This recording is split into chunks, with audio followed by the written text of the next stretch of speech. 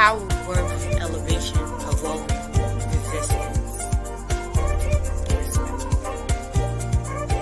I push through the pain to get to the power. I keep going to get this power. I knew that it was given to me by grace and to know my purpose. You get pushed through this pain to get to this power. That tends to give a divine scar, but the power gives you reinforcement. Pushing past the pain to let your voice be heard. Pushing past your fears to let your voice be heard. How much faith do you know to overcome your fears? You have blessing to someone to hear. There's a message in your words. There's a power in your voice. Keep pushing through your pain to keep that power. I keep my faith over fear to have the power in my voice to be heard. You have the power. You are resilient and you have the strength. Your voice is powerful and you need to know that you're powerful. Hold on to that power.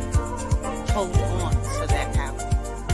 Hold on to that power, which is the power in your voice. Use it to stand by grace. Use it to know your worth. And use it to be ready to show your knowledge. The power in your voice. A platform to be divine, which is inspiring, which is impeccable to give you knowledge, and which is a place for you to grow, to be walking in your purpose, being very amazing. The power in your voice. Hold on to that. Hello. Thank you for tuning in to Your Power in Your Voice. This is your host, Sheena Gadine. Thank you for tuning in, as always, to get inspired, motivated, and educated. Today, we have Miss Lisa Pearce in the building. How are you doing today, Lisa? I'm doing great. That is awesome. Can you tell the people who you are and where you're tuning in from? My name is Lisa Pearce, and I live in Byron, Georgia, which is just south of Macon, Georgia, where I grew up. Absolutely. So tell me a little bit about your story. I know I read that you are a survivor. So kind of give me a little backstory on how you became the best version of you now. Okay. So in 2007, my 11-year marriage ended abruptly. There had been abuse along the way. And the last day in November, there was a situation that involved not only the local police department, but the SWAT team had to be called out. There was a gun involved, hostage situation with me and our 3 children. So it was totally unexpected. I did not have a good income. I was homeschooling my kids. It was the middle of the school year. And so I really was at rock bottom when all of that happened. And I was 36 years old. And I just, want to tell people out there who may be going through something where it looks hopeless, you can rebuild your life. Material things are just that. They're material things. It wasn't easy. We didn't have food. We were about to be, without a home. He had went to jail. He had lost his insurance license. He was no longer working and he couldn't come around us. So I had to put my kids in public school in the middle of the school year. They didn't know anyone. And I had to figure out where to move to. I couldn't afford where we were at. And today I'm 53 years old. I have a house that's paid for. I have a car that I purchased brand new that's paid for. And so I just want to encourage anyone who is possibly in a situation that is looking financially bleak, that with God, all things are possible. And so I don't consider myself a victim, because when you have a victim mentality, that leads nowhere. It's just a downhill slope, and you cannot remain a victim. You need to overcome with God, and God is going to build you up. God is going to be there with you. And, the Bible tells us he's a friend that sticks closer than a brother. He's always there, and he carries our burdens. He lightens our load, just like the Footprints poem where it says, I saw one set of footprints because he was carrying me. So I just want to be an encouragement tonight for anybody that is going through some sort of hardship. And I can tell you that with God, you can rebuild, and material things are just that. And it doesn't take a lot in life to be happy. Absolutely. So, what do you think was your defining moment to know that you had enough and it's just you couldn't do it anymore? I had known for probably the last year things got worse. They escalated. The physical abuse had become a lot more frequent and a lot more severe. The controlling behavior. I was cut off from money. I had no idea how much money we even had. I wasn't allowed to carry a debit card. I had to ask for money, and it was always cash. I couldn't overspend it at all. I knew I needed out, but I couldn't figure out how. I had 3 small children that required childcare. I'd never been to college a day in my life. So I was also afraid of him, and I just couldn't see how I could leave. But when the police got involved, then it became more than just about me. The judge at that time, he told me, he said, you and your children's blood is not going to be on my hands. And it was like I had tried to hide it from everybody. I didn't want to know. But the funny thing about it was once people knew, then it was easier to get away and stay away because there was so much support out there, and that was how I got out. I had people telling me, if you go back, he's going to kill you the next time. You cannot go back to him. And I was torn because of the children. I felt like, well, we need to be together. We're a family. This is their dad. But then on the flip side of that, do I want them growing up thinking that this is okay when it's not? Are they gonna, I have 2 daughters and a son, and I thought, do I want my daughters married to a man like this? Do I want my son to end up becoming a man like this or married to a woman like this? So I had a really good friend, and she told me, she said, I can't tell you what to do, but she said, whatever you decide, you're making a decision for 3 other lives. And so I knew that I just could not go back to him. And the support of everyone around me is what helped keep me from going back, because so many women go back statistically. And so many women who do come out of that, they end up in the same situation with just a different person, which I was blessed because I did not, follow that path. I have a very good Christian husband that God blessed me with. So again, just encouragement for someone who is in a bad situation, relationship, man or woman, and that you don't need to be in it and you're not safe. You can get out. Absolutely. So I see that you take your voice back, and I seen that you're a co-author of a book called Thrive Her. Am I correct? Or Thriving Her. Am I correct? It's part of ThriveHer. That is like Okay. a copyright, and the book title is The Blueprint of a ThriveHer. Okay. ThriveHer with a capital H. And so Sonia McKenzie is the one who actually coined that word, ThriveHer, and she's the visionary for the book. And there's 12 of us. We each have a chapter, and we're all females. And the common theme, it may not be domestic violence in every chapter. We each write our own chapter, but it's some sort of adversity or trauma or just something, a stronghold maybe that they were dealing with. And we're all Christians, and we all overcame what we were going through with God's help. And, when you read God's word, God doesn't see us like we do. And, he sees us as valuable, and he sees us as worthy. And a lot of times when we don't see ourselves the way God sees us, we settle for less, or we don't think that, we deserve goodness, but we do. Absolutely. So during this process of writing the chapter in that book and becoming the best version of yourself, what do you feel that you learned about yourself? Well, I was a people pleaser. Um, and so a lot of times abusers seek out people pleasers.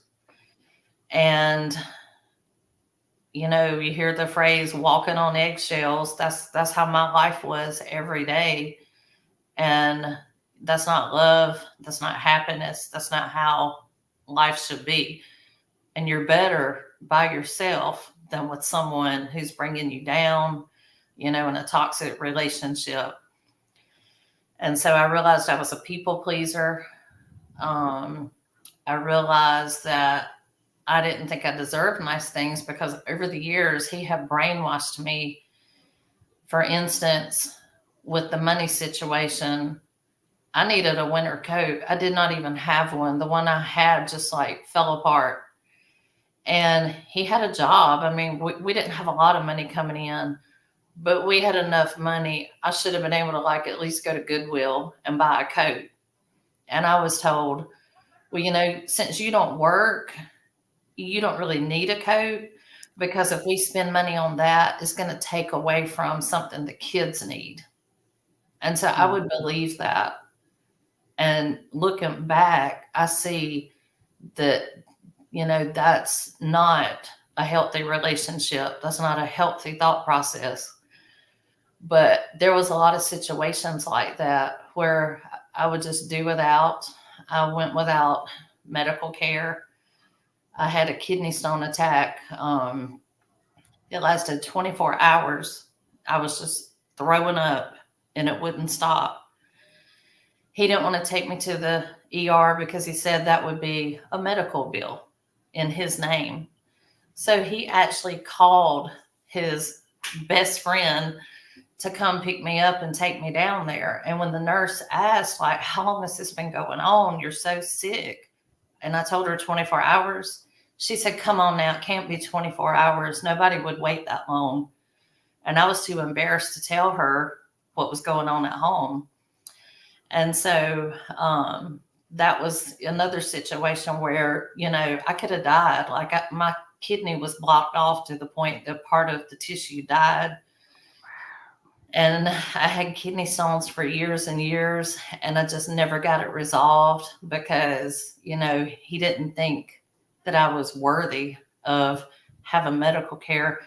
And to think about the fact that, we're not living in some third world country. Like, Macon's a big town and doctors everywhere. But I was just so brainwashed. It was like a mind control thing over the years of being told, well, that's going to be a problem if you need that, or that's going to be a problem.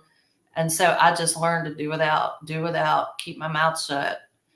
And now I'm not like that because I realize that that's not healthy. Absolutely. So what steps did you take for, any future people that might be going through this? What steps did you take to get your mindset changed? Because, when you're brainwashed and you're dealing with this trauma, it's not going to happen overnight to become the potential of who you are now. So what steps did you take that could help them in their steps of growth to becoming a better version of themselves? Well, I surrounded myself with Christian people. When I told them about my story, my past, people would say things like, I'm glad you got out of that. That was terrible. You didn't deserve to be in that. And it took a lot of time. Like you said, it wasn't an overnight thing. And then my husband now, he's a Christian man. He got us back into church because I had got away from church. And so getting back into church gave me a big support system. And he's a big support. I mean, he doesn't have a mean bone in his body.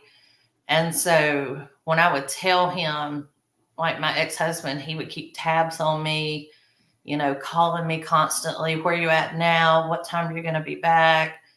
And so my husband now, when he wouldn't do those things, I thought, well, isn't he worried about me? And that's not what it was, you know. If I went to the grocery store and I'd say I'll be back in an hour, and I might be gone an hour and 15 minutes, he wouldn't call. He wasn't worried about 15 minutes. And I said, well, you know, what if something happened? And he's like, well, do you want me to act like your ex-husband and keep tabs on you? And I was like, Right. no, I realize now what I'm doing here. Yeah, because your mind was so used to how it was. It's like you had to reprogram how you react to certain things because he was a different person. So I get it. Yes, yes. And sometimes we have to remember that the mindset change and our values and our structures change because we're with different people and we became a different person after that. Yes. And I think too, with reading the Bible, you know, doing that over and over and over and just filling your mind with how God sees you, um, you just have to do that a lot. You know, you can't stop. You have to constantly fill yourself with positive affirmations and claim God's promises. And He does transform us. You know, He renews our mind, it says in the Bible. And is just he makes you a new creation, but you got to keep feeding the Bible into you. You can't just read it and be like, oh, I know what it says, and stop, because you know we fight a spiritual battle constantly. The devil doesn't like it when you experience freedom and you get out of a bondage type relationship. So you got to constantly feed yourself with God's word, and then you start to realize, well, this is how God sees me, so I am worthy. Like if I was the only person alive, Jesus would have still died for me and me only. And everybody needs to tell themselves that, because it's the truth. Absolutely. Was there a particular affirmation that you used during your process of healing? There was a lot. I say, with God, all things are possible. I can do all things through Christ who strengthens me. Proverbs 3:5-6, trust in the Lord with all thine heart, lean not into thine own understanding, in all thy ways acknowledge him, and he shall direct thy path. Um, Jesus came to give us life and life more abundantly, not, you know, to put a restriction on us, but to free us up and bless us and us grow. And so there's just so many affirmations that I pull out of the Bible. Let's see, in David, you know, in the where it talks about he was the short one out of the brothers. They were looking for a king. They didn't think it would be him. And, you know, Saul was after him, and he was after him for so long, and God just protected him. And I think that's how God, you know, God pursues us and he protects us. He protected me that night when all of that happened with the SWAT team and my kids. So a lot of times I think we don't realize what God's doing. He's there and he's already doing it, but we're just blind to it. Sometimes we just need to open our eyes and see it. Absolutely. So, what is in the Thrive future for you? Like, what's next? Well, I'm thinking about writing another book, and I'm in the process of writing a big book that goes Okay. into detail of my whole story, because so many people are like, well, you know, marry somebody like that. But of course, nobody's like that when you first Right. meet them. They know that they've got to put up this front, and they slowly draw you in. So I go into detail about that. That book's not finished because it's very long. But people have even asked, how could you marry a man and trust a man after a man did you like that? But, you know, people are all different. And I Yeah. think God gives you discernment. I think the Holy Spirit leads you in with people. So that's the big book I'm working on. I work part-time at, I guess it's okay to say on here where I work. I work at a restaurant, Waffle House. I think most people know what that is. Listen, I'm originally from South Carolina. Those some good Oh. food. Good food. Yeah, I'm in New York now, but I'm originally from South Carolina, so I know all about the Waffle House. That's my spot. That's the Well, I first was place a I go manager. when I come down there. Oh, yeah, yeah. Well, I was a manager for Waffle House for many years. I've got 19 years with the company. And I finally, once we paid off the house, I quit being a manager 2 years ago. And I work part time. Sometimes I'm a waitress, sometimes I'm a cook. Today, this week, I'm filling in for my store manager. Um, so I've tried to cut back on my employment job in order to grow my writing Every job. career because that's where my passion is. And I feel like with a book, you have such a large audience that you can reach, um, it's It's almost a like, lot you can do with a book because from the yeah, book you can then make it so many different things you can make from the book. Seeing coming a speaker, you can create your own workbook for your own brand, your own platform. So yeah, you can yeah. actually trademark your name as Lisa Pierce. Yeah, good. It's a Yeah, good idea. and make it the Lisa Pierce brand, and everything that comes up under it. It's all about what you're trying to do and how you're trying to move forward of using your voice. you know. Yes. And I applaud you for everything that you're doing and from where you came from to show your kids that, hey, I was here, but we're here now. And, there are a lot of people that go back because of finances or because they're scared or fearful and these Yeah. things. And yeah, when people are asking these questions about, oh, well, how did you marry this person? They, they forget that people put a face on and see where my brand, I call it the mask. People put another mask on to show you, to reel you in. And, Hmm. they put on that facades. So I Yes. commend you to being the one that left out safely with your kids and you're still here because there's a lot of them that did not make it.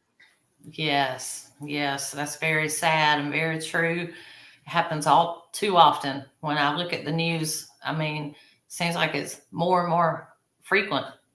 Yeah. It gets worse. And like, it got even worse like when COVID came when they were stuck in the house with their abuser because then they had nowhere to go and they were literally there in the house. So Mm. it just like extremely got more because where was they gonna go and how was they gonna sneak out and how was they gonna be able to escape the situation? So we got a lot more work to do. Yes, we do. We do.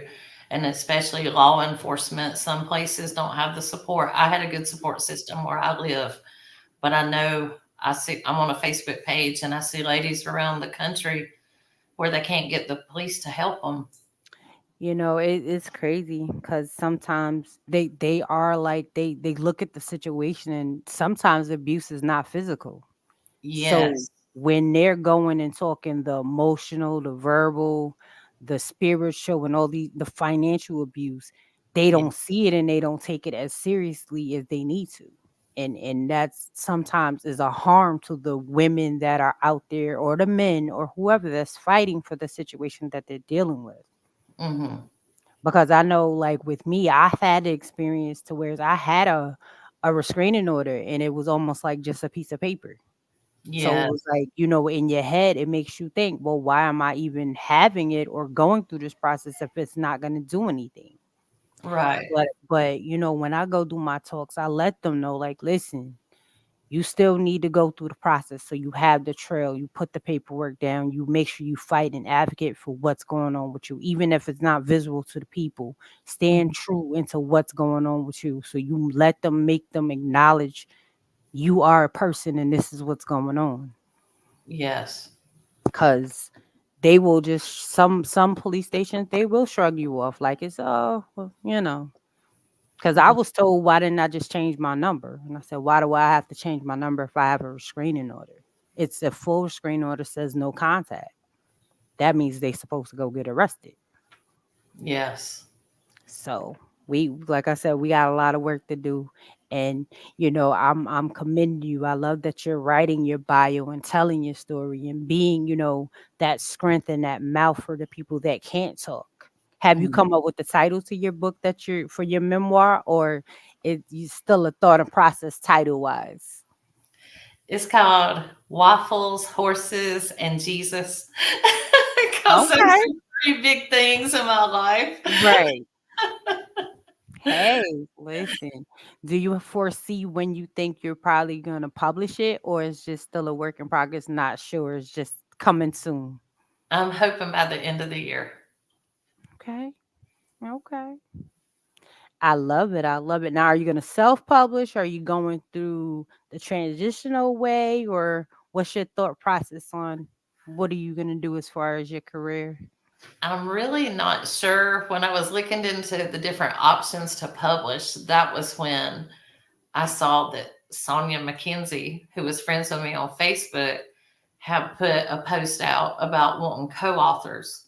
So I said, well, hey, I can do this and kind of see how it works. Yo, And so that's why I'm still not sure how I'll do my book. But it's been a very interesting, very rewarding experience working with those ladies on this book. So I look forward. and you know, with your chapter, because I've been in about 38 other projects besides the 6 that I wrote myself. So a lot of times I take my project and with my chapter, I then make it a speaking point. So whereas like I had a one that says it didn't break me. So I made that a speaking engagement from my chapter, Mm-hmm. because then you're still telling your story, because I talk about my domestic violence, and I take the chapters that I write in different books, and I make them a speaking engagement, even if I create my own speaking engagement and create my own table, which creates your own brand. Oh, I see. Yeah, we need to talk more about that. I got you. I got you. After the show, we can chat. I got you. Good. So, with you, pursuing writing, and you said it's your passion. What made it so passionable? Like, was it the process of what you went through that gave you the passion for it, or did you always know that you wanted to be a writer? I've always liked to write. Like even as a child, I would just write things for fun. And then when all of that happened, I was thinking I would love to like do speaking engagements, but I never was able to actually get involved with doing that. So then when I thought, well, why not just put it in a book? And it just all made sense. Absolutely.